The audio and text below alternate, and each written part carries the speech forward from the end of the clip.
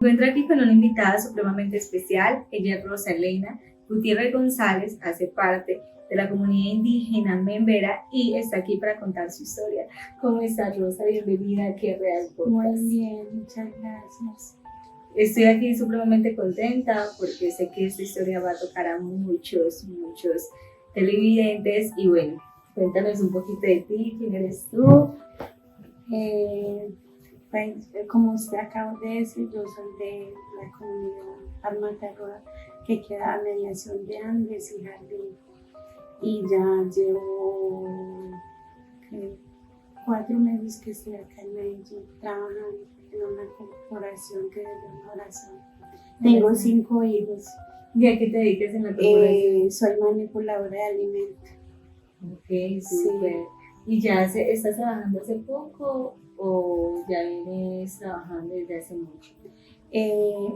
Llevaba cuando llegó la pandemia me tocó devolver mi transfer al resguardo porque nos quedamos sin trabajo. Donde yo trabajaba éramos 200 personas, perdón. Y como cerraron todos los proyectos, cada cual para sus casitas. Excelente. De Sí. hecho, yo creo que en la pandemia fue una época de muchos cambios, ¿cierto? Sí, bastante. Nos movieron mucho, sobre todo a mí, para mis hijos también. Sí. Más que todo para el menor, porque nació acá y él prácticamente creció acá, y cuando llegamos al resguardo me decía: mamá, volvamos a nuestra casa. Para mí eso no era nuestra casa. Pagábamos arriendo allá, que era muy diferente. Y acá pues ya estás en una casa más cómoda con ellos, ¿sí? No, ellos están en mi resguardo. Ellos están allá y por el momento estoy laborando acá porque pues, mi pensado es no traerlos. Ellos ya están bien. Sí, no sacarlos con esa comodidad. Sí. Cuéntanos un poquito, Rosa, tu historia. Pues ella incluso la escribió, aquí está el libro, se llama Voces y Silencios. Y bueno, quiero que nos cuentes un poquito de esa historia que plasmaste ahí en ese libro. Pues yo participé en ese concurso de Voces y Silencio porque yo quería dejar mi historia, sanarme un poco, dejarlo escrito en esas hojas. Y agradecer mucho a la Corporación Educativa Combos porque ellos me apoyaron hasta el día de hoy. La directora de allá, Gloria Amparo, me escucha cuando me siento sola y cuando siento que no soy capaz de seguir.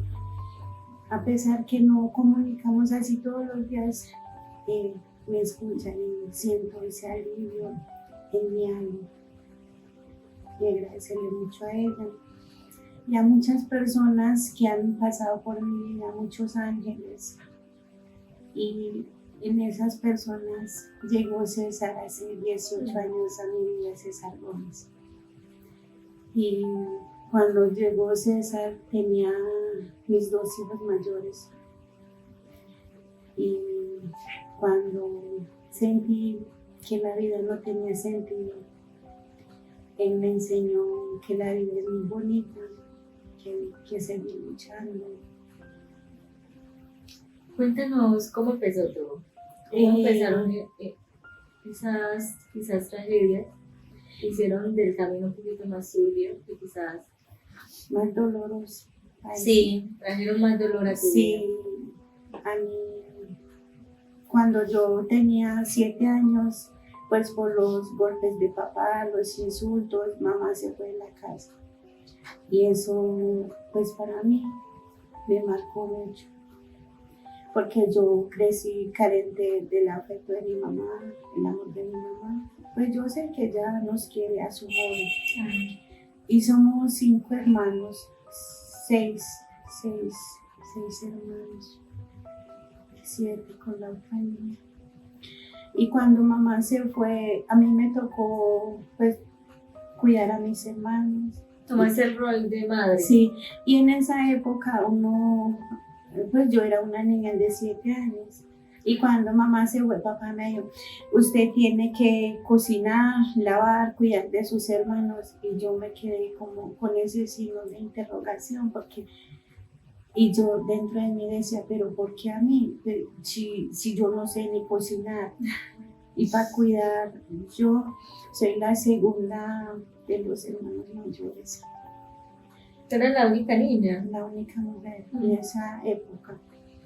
Y pues lo que nos toca a nosotros, a los mayores, a mi hermano mayor y a mí, nos tocaba cuidar. Y hay veces los niños más pequeños, mis hermanos, lloraban por todo, que si uno lo tocaba así, que porque, y papá protegía más al más menor de todos, porque A los él más en chiquitos. esa época él tenía como 2 o 3 años. Y así fue. Imagínate cómo debe ser de duro para una niña tener que afrontar una realidad donde tiene que hacerse cargo de una familia sin saber ser ni siquiera niña. Y papá me dijo, Mujer. él me enseñó a cocinar, él me enseñó a hacer arepas así a mano, y él me decía, miren, la masa se coge así y una arma así larga, y yo, pero ¿cómo? Si yo soy no sé nada. Pero aún así uno sabe de que en esas comunidades se ve muy marcado el machismo, ¿cierto? Sí, en las poblaciones indígenas, sí, ahí dicen, yo soy el hombre y yo soy el que manda. Y usted qué tiene que hacer como mujer, empezando por ahí. Sí, y empecé pues ahí como a lavar, pues, a hacer todo en la casa. Y hay veces llegaba una tía de mi mamá, de mi papá, que ya murió, se llamaba Laura, y ella nos cuidaba, venía a pues hacer lo de la casa, a lavar. Y ella se quedaba 8, 15 días, y cuando ella se iba, yo me quedaba como con esa soledad, esa tristeza. Y así empezó mi historia, la historia mía y la de mis hermanos. Y cuando yo tenía 9 años, llegó un familiar de mi papá. Ella nos empezó a cuidar, y papá un 24 de diciembre me compró una muñeca de trapo. Y al ratico mi hermano mayor le mochó la cabeza. Ay. Y hasta esa fue la única muñeca que me compró papá, la primera y la última. Y cuando jugábamos, yo cogía esas botellas de gaseosa, los envolvía con un trapo y jugábamos con eso. Subíamos a los árboles con mis hermanos a jugar. Y cuando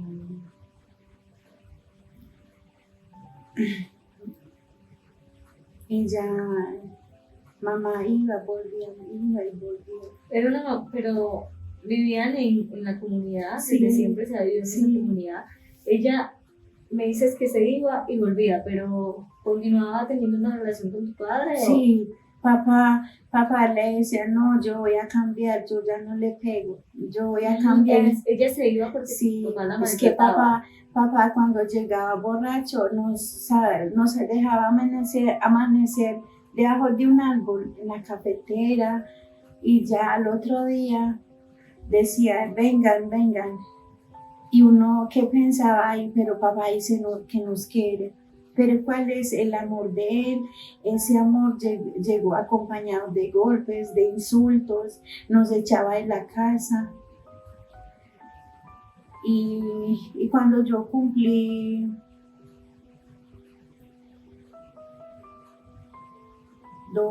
10 años, 10 a 11 años, un tío, un familiar de mi papá, abusó de mí.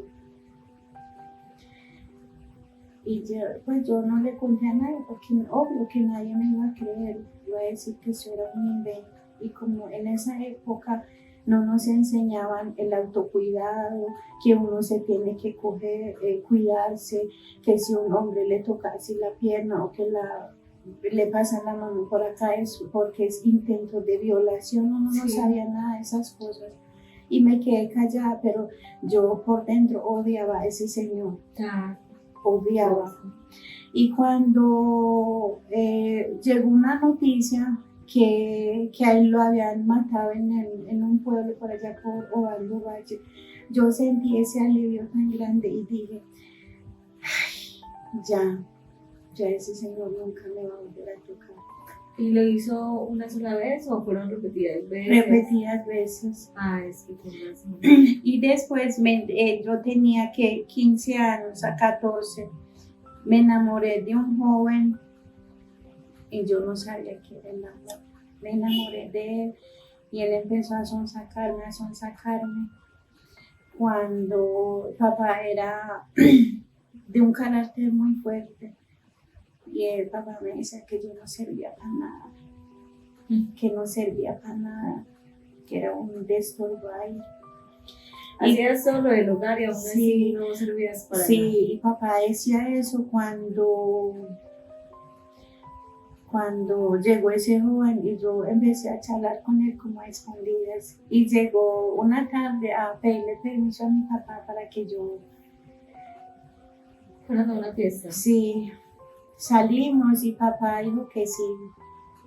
Y cuando llegamos a esa fiesta, él empezó a sobrepasarse y me dijo, la llevo para la casa y yo, bueno, vamos.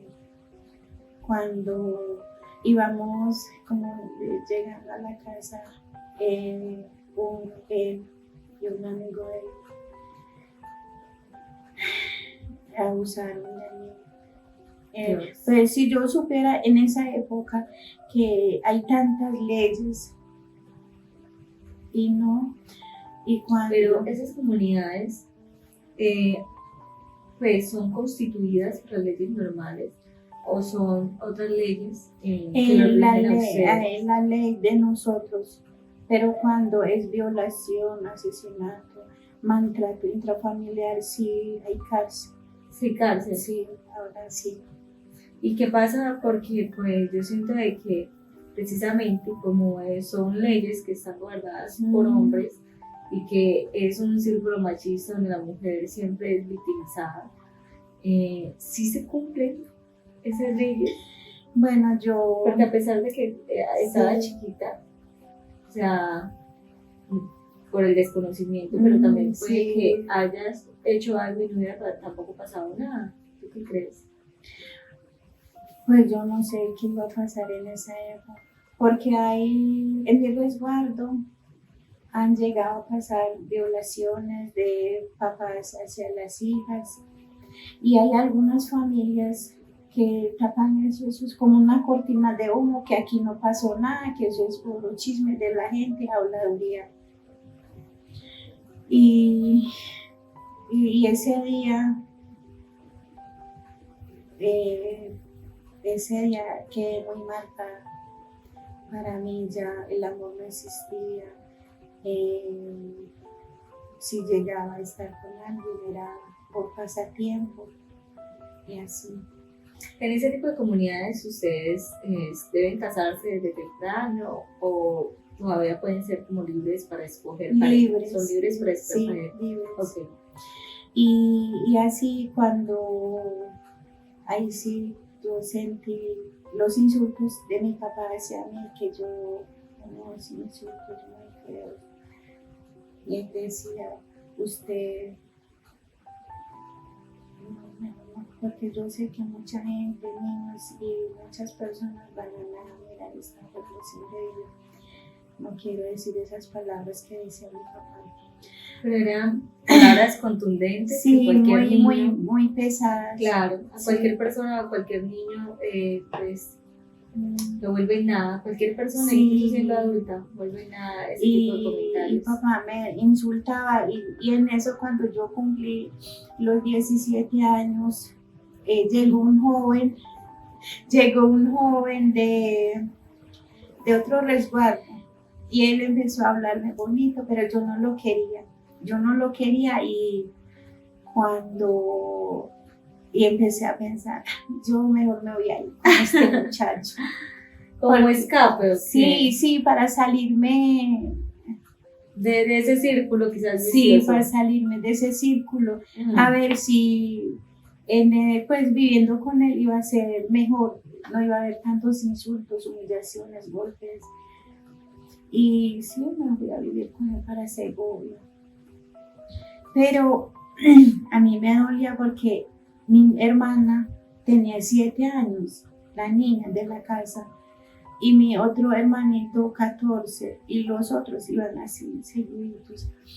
Cuando yo sentía que, "Ay, pero mi hermanita Nuria, yo qué voy a hacer, mi niña". Te sentías como con esa Sí, responsabilidad de no y dejarla sola. sí, y me fui con él, y allá llegué, y la mamá de ese muchacho era una señora muy tirana, y eso era como salir de un hueco. Para irte a otro. Sí, y cuando empecé a vivir con él, viví con él como 5 años y quedé esperando a mi hijo mayor, a 11. Cuando, no, yo me vine. Yo no sé cómo me vine porque no tenía ni casa. Pero él fue un buen esposo. No, o- él era consumidor de sustancias psicoactivas y él no trabajaba. Y yo esperaba que el papá del joven fuera a trabajar y que nos trajera comida para nosotros. Y eso era muy maluco. Entonces, teniendo en cuenta de que tratando de salir como de esa situación tan dolorosa que Sí. vivías en tu entorno natural, pasaste a tener una relación con un hombre que primero no trabajaba, segundo consumía drogas, y tuviste un hijo de él y tampoco pudiste tener como ese apoyo de ese hombre, ¿cierto? Para Sí. poder criar a tu hijo, y terminaste viviendo en la familia de él que aún así también te violentaban. Entonces, ¿qué pasó después de eso, Rosa? Llegó José a mi vida con un niño muy lindo. Y ahí empezó el calvario. Ay, Dios mío, Con mis hermanos. Porque después de José me volví a enamorar, tuve a Samuel, a mi segundo hijo, la niña. Y cuando ahí, hasta que llegó mi segundo hijo, era pues los insultos así, normal. Y cuando llegó Laura, y yo decía, yo otra vez esperando un hijo. Y cuando me di cuenta que de Laura tenía de 6 a 5 meses de gestación, no me di cuenta porque cuando quedé esperando a la niña no menstruaba, por eso. Me di cuenta cuando ella empezó a moverse en mi pancita. Y yo pensé regalar a la niña porque mi hermano menor me llegó a decir en 2 ocasiones, hermanita, donde él trabajaba en una finca, la patrona dice que va a adoptar una niña indígena, pero recién nacida. Y yo le decía, ay, ¿cómo así, hermano? Sí, y él me decía, sí, hermano. Y yo salí en busca de esa señora en 2 ocasiones para el pueblo y nunca la encontré. Cuando mi cuñada estaba esperando también una niña temporal con la hija mía, y ella llorando un día me dijo, Rosa, usted va a regalar a su niña, y cuando usted vea que la niña está por ahí jugando en el parque y que esa niña le diga mamá, sino a una señora que no es la mamá biológica. Y yo decía, ¿verdad? Usted va a hacer eso. Y ella empezó a llorar, recogió la mano y empezó a llorar. Y yo dije ese día, no voy a regalar a mi niña. No voy a regalar, aunque me toque salir a pedir por mis hijos, que me toque ir a vivir debajo de un puente, pero no. Los sacan adelante juntos. Sí, no. Y cuando se dieron cuenta de que estaba esperando la niña, mi hermano empezó a insultar, a decirme cosas.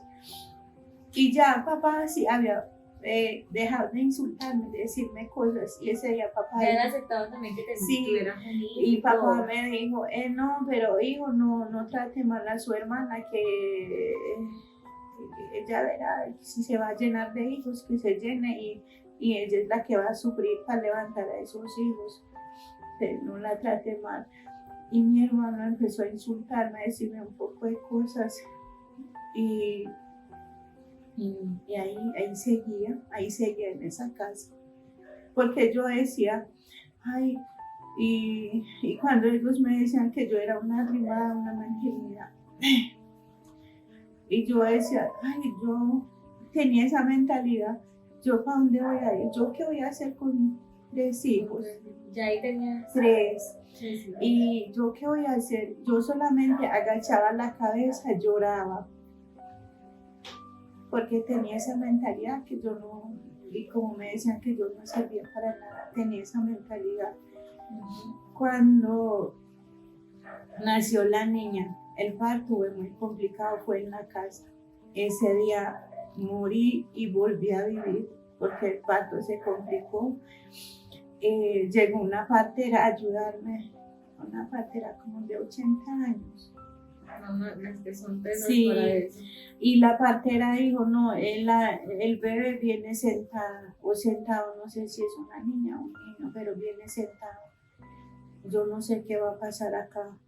Yo solamente voy a poner todo esto en las manos de ellos porque no sé si se salva su hermana o el bebé. Y cuando me acuerdo un poquito, todos mis hermanos estaban en la casa, los 4 hermanos. Y el que me insultaba y me cascaba también estaba en la casa y era insultando. ¿Y él te insultaba algo aportaba o simplemente lo hacía por deporte? Por deporte. No aportaba nada en la casa, no te... Okay. Antes a mi hijo, mi hijo mayor en esa época que tenía 8 años o 9, a él le tocaba salir a pedir. Y como en la casa, papá, en esa época papá sembraba plátano, yuca, limones, y él se iba al pueblo, para el pueblo de Jardín, como él tenía conocidas, y les llevaba esas cosas, pues los del campo, y las señoras les regalaban arroz. Y te pregunto, o sea que los niños, tú tienes 5 hijos, Sí. ¿cierto? Los niños tienen, digamos, cada uno su padre. Los dos, la niña y el que sigue a la niña son del mismo papá. Ah, ok, ya los 2 últimos. Sí, los dos. Y cuando mi hermano empezó a insultar y mi otro hermano le dijo, hombre, no la trate así a mi hermana. Ella en estos momentos tiene ese proceso de parto y se complicó el parto. Ella se está muriendo y usted tratándole hacia mi hermano. Y cuando la señora partera le dijo a mi hermano mayor, hombre, ustedes, ¿por qué están por allá? Ayúdenme, cójanla, sacúdenla, porque ¿qué vamos a decir a su papá? Cuando llegué en eso, papá estaba viajando por Córdoba y yo sentí que no aguanté ese olor. Cuando mi hermano mayor me cogió acá y me empezó a sacudir y me empezó así como a bajarme la barriga. Y yo me acuerdo que yo le dije a él,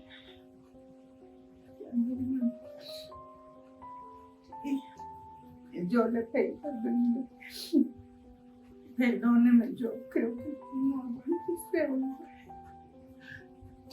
No aguanto este olor y solo le voy a pedir que cuide de mis 2 hijos, de mis 2 hijos. Y el segundo niño apenas había cumplido 2 años y él estaba llorando. Y mi hijo mayor se quedó mirando, se quedó así parado en la esquina y me quedó mirando. Cuando ya no, para mí todo se quedó oscuro, no me acuerdo. Ya, o sea, en ese momento quizás falleciste. Sí. O te desmayaste. No sé, no me acuerdo de nada cuando al ratico mi cuñada, la que me decía que no regalara a la niña, ella también estaba de dieta, tenía como 30 días. Y yo escuché que ella así como llorando, y mi hermano también, y la señora ahí estaba hablando, pero ya habían sacado a la niña. escuché el llanto de la niña. Y sí, ese día morí y volví a vivir. Volví a ¿Y nacer. desde cuándo empezaron quizás los cambios en tu vida que tú dijiste? O sea, ya pasó como toda esa etapa de tanta tragedia y me convertí en otra persona, quizás en la persona que eres hoy en día, quizás más tranquila y todo Y eso. ya cuando tuve a Samuel, porque cuando me vine de mi resguardo a vivir acá a Medellín, tuve a Jerónimo al último niño.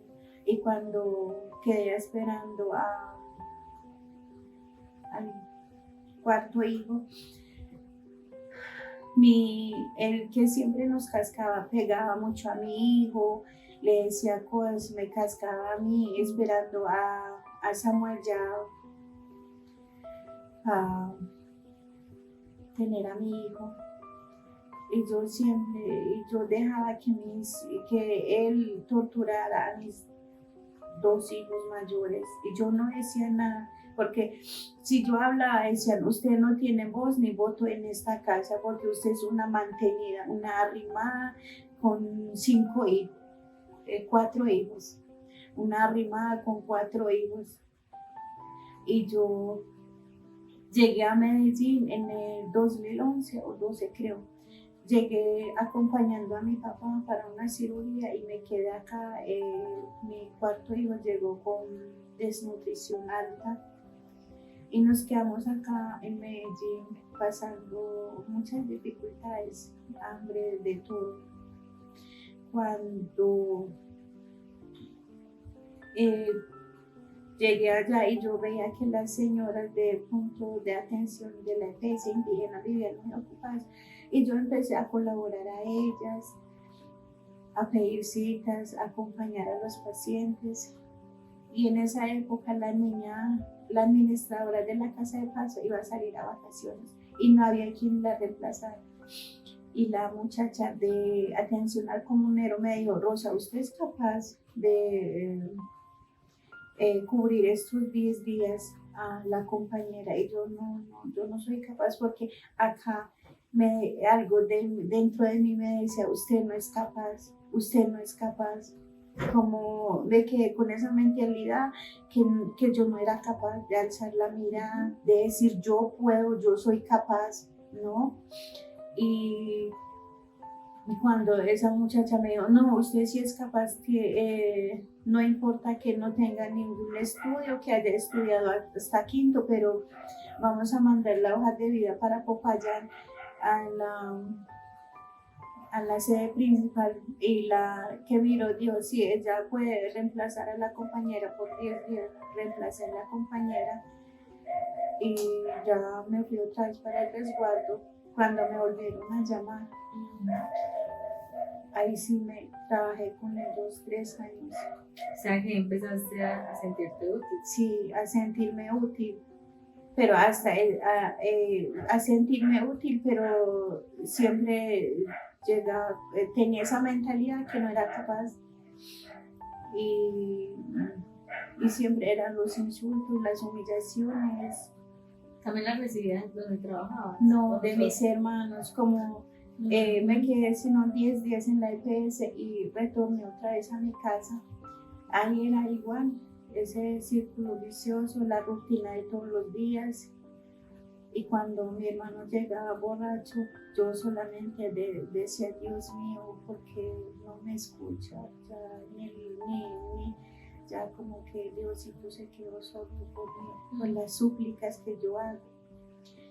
Y cuando él salía al pueblo, yo decía, él va a venir borracho a cascar a mí y a mis hijos, hasta a mi hermano menor, a papá también. Y era así. Y cuando trabajé 4 años en la EPS y ahí conocí al papá de mi último niño. Y lo de Jerónimo sí fue planeado. Yo decía, voy a tener a mi hijo antes de los 35 años. Si es una niña o un niño, bienvenido sea la familia. Okay. Y me quedé sin trabajo en el 2016, cuando Jerónimo tenía 1 añito. Y Jerónimo era un niño enfermo, asmático, tenía que comprarle medicamentos, camas, inhaladores, y me quedé 3 meses sin trabajo. Y por medio de una cuñada llegué a la Corporación Educativa Combos, y una trabajadora social me dijo, si quiere, traiga su hoja de vida para que acá lo revisen. Llevé la hoja de vida y yo decía, no, creo que no me llaman. Y a los 15 días me llamaron para hacer la entrevista, pero eso para mí era nuevo, porque donde yo trabajé era solamente acompañamiento a los pacientes, traductora, todo lo de enfermería y ya. Y trabajando allá en la ICE, terminé mi bachillerato, porque mi sueño era estudiar en el Politécnico Mayor, y estudié allá hice cursos de fundamentos de enfermería, primeros auxilios, y ahí empecé a escalar. Sí, y cuando llegué a Combos, como allá Combos es un programa donde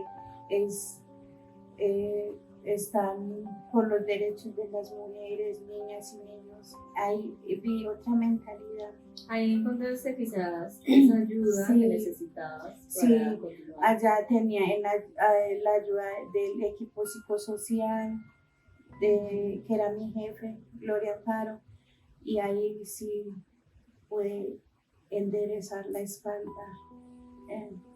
Quizás es un camino difícil, sí, porque pues, hubieron abusos de todo tipo, sí, maltrato físico, psicológico, verbal, ¿cierto? Entonces quizás por eso se hace tan difícil la vida que me cuentas, sí, además de que no solo lo encontraste en tu familia, sino en las parejas, en las personas que uno siempre cree de que en vez de odio o de maleza va a encontrar amor, sí, ¿cierto?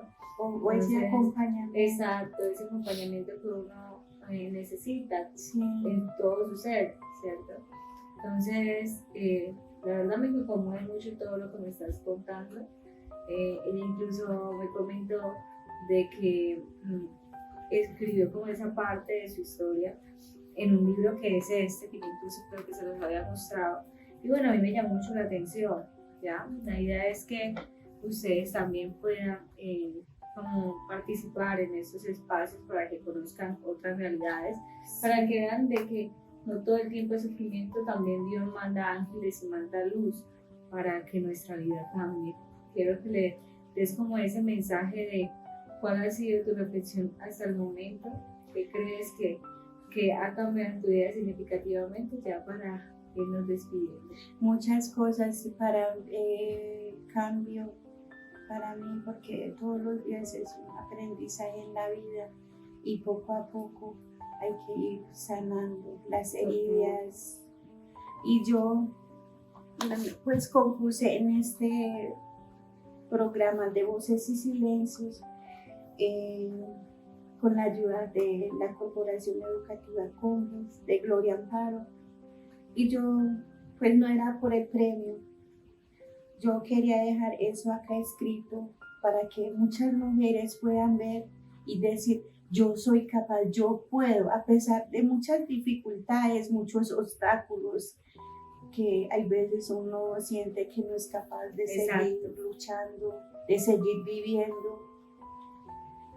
Y ese es mi mensaje. Y para decirle que hace poco estuve en donde César, saludito para César y para los amigos, y allá ¿cómo es que se llama? En San Roque. San Roque, Sueño realidad. Allá tuve una invitación de César y sus amigos, a toda mi familia. Allá sané espiritualmente, la sanación del fuego, del agua, y un lugar muy acogedor, muy bonito. Para los que no conocen, sí, están cordialmente invitados a Sueño Realidad, que en San Roque es un espacio como tipo ecoaldea, donde se le brinda sanación, amor y resguardo a muchos seres y a muchas familias que lo necesitan. Yo he estado, lo súper, hiper, mega recomiendo. Y bueno, ella Yo también también, está con recomendando toda aquí. mi familia. Y para saludar a Gloria Amparo y el equipo de trabajo de ella y decirle que la quiero mucho y gracias por todo el apoyo y el acompañamiento hacia mí y hacia mi familia. Te quiero mucho, Gloria Amparo. Tan bella, Rosa, muchas gracias por haber estado aquí en Real Podcast. Yo sé que vamos a impactar vidas de forma significativa. Y bueno, ¿cómo te pareció el espacio? Muy bonito y gracias por darme esta oportunidad para dejar como esta reflexión de vida para que muchas mujeres puedan alzar la mirada y decir yo puedo, yo soy capaz. Y que sepan que no están solas, que Sí. siempre van a haber corporaciones y personas que están ahí para apoyarlas. Sí. Espero que este capítulo les haya encantado y bueno, bye bye.